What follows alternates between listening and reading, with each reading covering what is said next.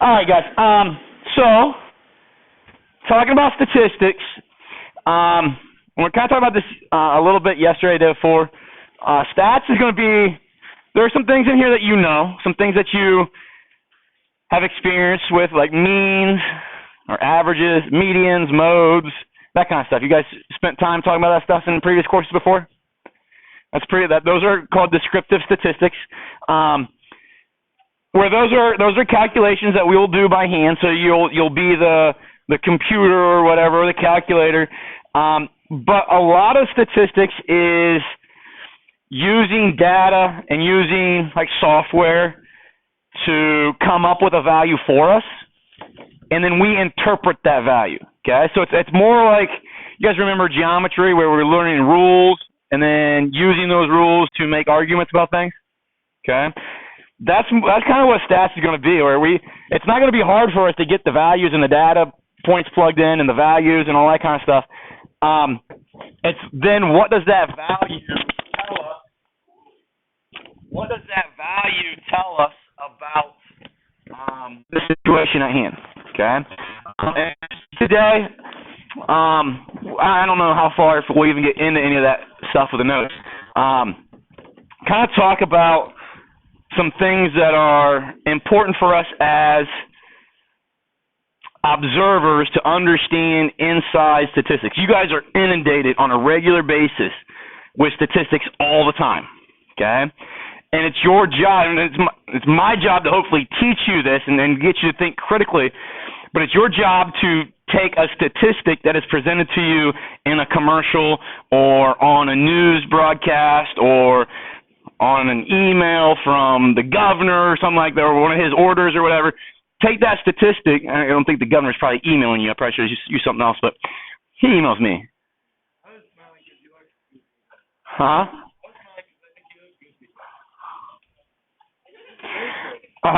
So when you are presented with a statistic, okay, it's your responsibility to analyze that, to interpret it, and figure out what that means to you, okay? Give you kind of a example here, okay? You guys have seen this chart a lot lately, right? Okay, it's now, I know it's different colors, but it's the coronavirus infection rate chart of the governor, right? Okay. Now, if you guys remember before we get into this, I am not, and there's going to be a lot of things in this class that are this way. We'll talk a lot about politics because of polling, okay? We'll talk a lot about, right now, because of this current situation, the statistics that we get from the state and the CDC and that kind of stuff. I am not, just as a overarching statement, trying to persuade you one way or the other. Does that make sense? It's your duty as a student, it's a duty, to analyze the data, decipher it, interpret it, and then make your own decision about that. Does that make sense? Okay. So here's where statistics, though, can be misleading, and they can be intentionally misleading. Okay. You remember a couple weeks ago, it's probably 3-4 weeks ago, okay, beginning of August, our county was red. Out of the 88 counties, there were other ones that were red, but we were the one county in a state that had a star on it. You guys remember that? Yeah. Okay. Now, that map and then the colors on it are dictated by infection per 100,000 people. Okay? So meaning that, obviously Franklin County, does anybody know what city is in Franklin County? Columbus, okay? So Columbus obviously is going to have more people, therefore have more cases, right? Therefore, you would think they're probably going to be a darker color than Allen County, right? Okay? But it wasn't the case. Allen County was red with a star, and Franklin County was like orange or yellow, okay? And it's because it was cases per 100,000. It wasn't just overall cases. Does that make sense? It was essentially cases per population density. If you saw that you got this map up there, and there are, varying 4 levels of color. I think, what is it? Yellow, orange, red, and purple. Okay, and in that order, from least dangerous to most dangerous, supposedly. And we were at the 3rd highest with a star, and it meaning that we were getting close to getting to purple, and nobody else was.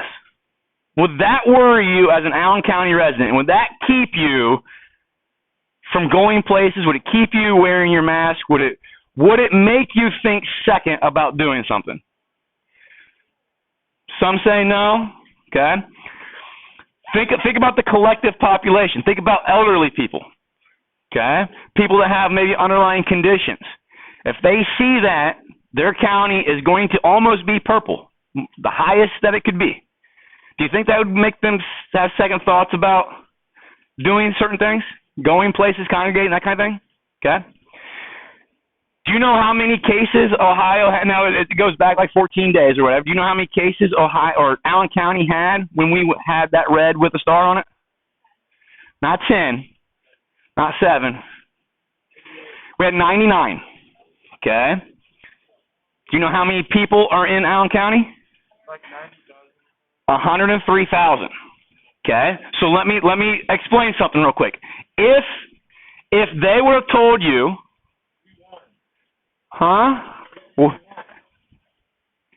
if they would have told you statistically that 99 people out of 103,000 were testing positive, as a percent, 0.09% of the population of Allen County had a reported infection. Okay? Does that scare you? Does that number scare you? No. But does purple on the map scare you? Yes, it does. Okay? So do you see how I present the statistic to you can play off your emotions? Okay? Those are things that I want you guys to think about. If I'm going to buy a car, I watch these commercials all the time. GMC might come out and say, this car gets 28 miles per gallon. Okay? And that's at the end of the commercial. They have the car sitting there, nice background, but at the bottom it's a bunch of white words, right? Very tiny. Okay? Ford might have a similar commercial that says that their car gets, 22 miles per gallon. Okay? At the end of the commercial, all these white words on the bottom, very small. Okay? If you were to pause and look at those white words, I would venture to guess that it's going to tell you. Now, those of you that took college algebra with me last year, we did something along this lines with this question. You would find that statistic of the miles per gallon is done at a certain speed. You might find out that 28 miles per gallon or whatever is when the car, it's at its optimal running, the engine is optimal performance, might be at like 42 miles per hour. Well, are you going to hop on 75 and go 42 miles per hour? No. Okay. So chances are you're probably not going to get that miles per gallon. Okay. Can be very misleading. Some people think, I can drive as fast as I want or as slow as I want, and I'm going to get that 28 miles per gallon. You got to find that happy zone for the engine to realize that. Does that make sense?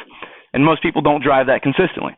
But those are statistics that can be a little bit misleading. Why do they? It's not wrong, especially after they tell you or they give you the opportunity to find out that it's at a certain speed. But why would they do that? Why would Ford be interested in doing that? Why would they lie to me like that? Kind of lie to me. So I buy their car, right? Okay, they're trying to make a profit, right? Okay, if I'm going to buy a toothpaste, watching commercial, it says 9 out of 10 dentists recommend this toothpaste. Okay? Would you buy that toothpaste? On what? Who the dentists are? Okay. What if they're board certified dentists? They're legit dentists.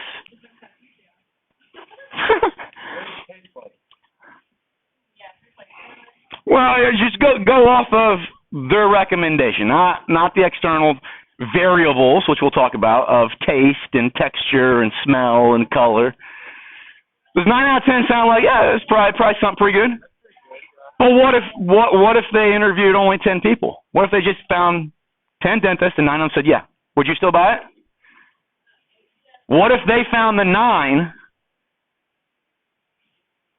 out of all dentists that were the only ones, they just got like, of all dentists that exist, in this sample of 10, they found a 9 that were only going to say yes. So if they would have done 20, it would have been 9 out of 20. If they would have done 30, it would have been 9 out of 30. What if they only sampled 10 people? Are you still confident in that? Or are you more confident if they said, we sampled 1,000 dentists and 900 of them recommend this? Is that still 9 out of 10?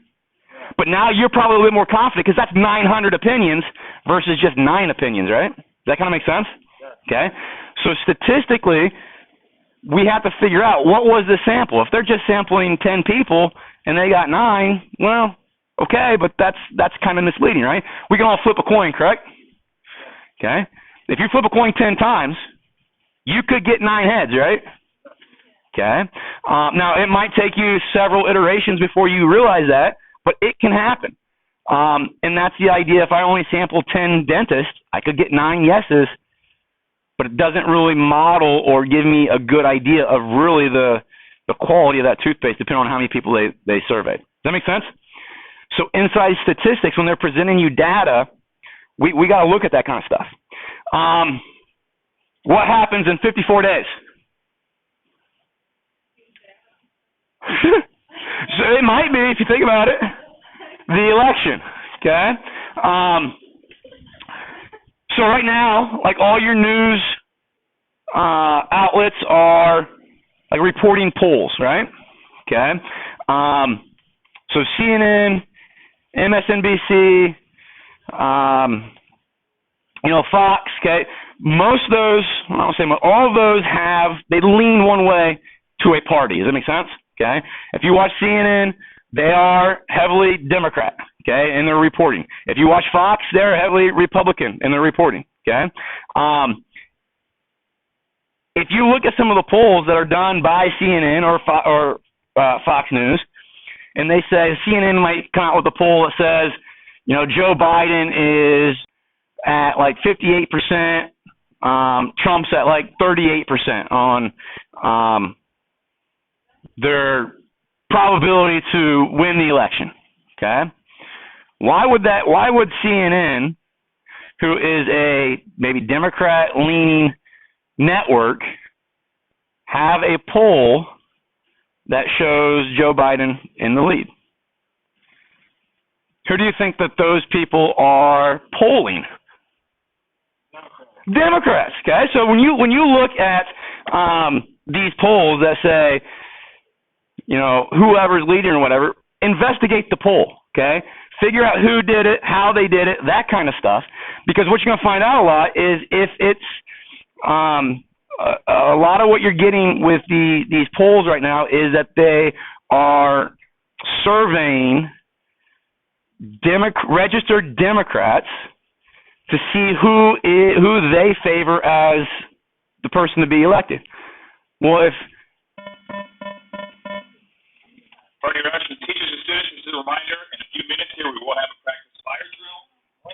Students, you will be dismissed to leave once the fire drill has been completed. Please do not leave until your teachers have instructed you to do so. Stay with your groups. This is a reminder to all students and staff that we should have their masks on as we proceed to go outside the building. We will likely not be able to maintain social distancing due to the mass amount of students outside. So, again, fire drill will take place here in about 3 or 4 minutes. Thank you.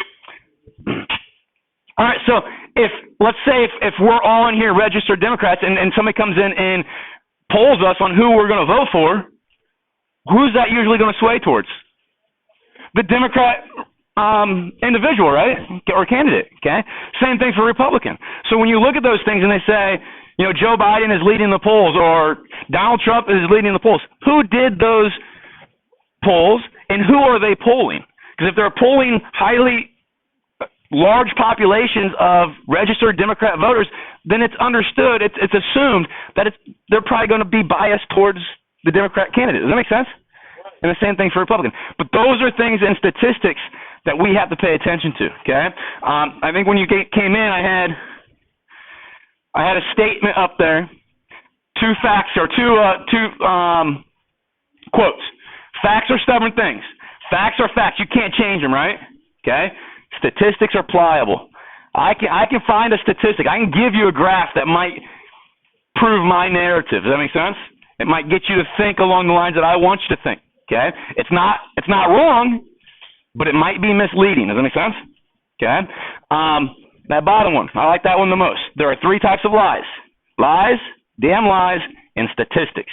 Okay? Because statistics, if you don't know how to read them, they can sway you one way or the other. Does that make sense? Okay. Nothing new today, no homework or anything like that. We'll pick up with this stuff tomorrow. When we get down there for the fire drill, stay together. I got to do attendance. Make sure you're all there. That's it.